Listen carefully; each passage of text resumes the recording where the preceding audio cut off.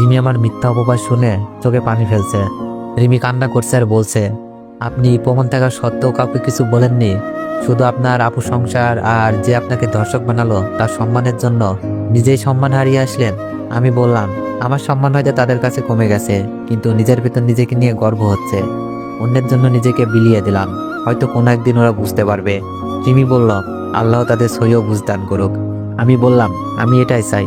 আমি হয়তো যে কোনোভাবে চলে যেতে পারতাম, কিন্তু ওরা হারাতো ওদের অর্জন করা সম্মানগুলো। রিমি বলল, আপনার ভাবি তো অনেক ভালো মানুষ, আপনার উপর বিশ্বাস ছিল, তাই তো আপনার কাছে জিজ্ঞেস করেছে।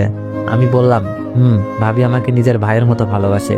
ভাবিকে ভিডিও দেখে প্রমাণ করেছি আমি নির্দোষ। ভাবি সবাইকে বলতে বলেছে, কিন্তু আমার বলার হলে আমি তো বলতাম। রিমি বলল, তাই তো। আমি রিমিকে বললাম, আপনার মোবাইলটা দেওয়া যাবে?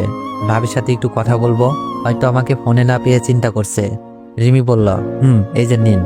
আমি ভাবির নাম্বারে ফোন দিলাম, কিন্তু রিসিভ করছে ভাইয়া। তো এভরিওয়ান, নেক্সট বার চাইলে একটু বেশি বেশি কমেন্ট করুন আর একটু বেশি বেশি কপি লিঙ্ক করে দেন। তোমরা তো কপি লিঙ্ক না চাইলে জীবনও কপি লিঙ্ক করবা না, তাই আমি চেয়ে নিতেছি।